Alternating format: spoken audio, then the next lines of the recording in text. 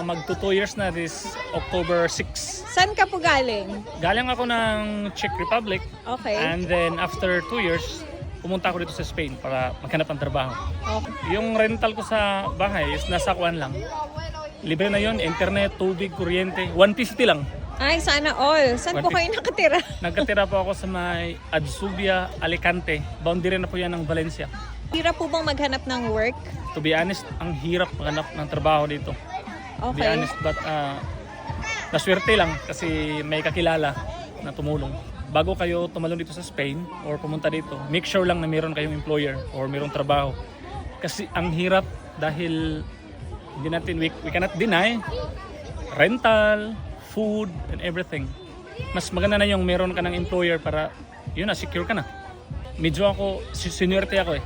Kasi nung pagpunta ko dito from Czech Republic, libre na po ako. Kinunan po ako ng plane ticket ng amo ko.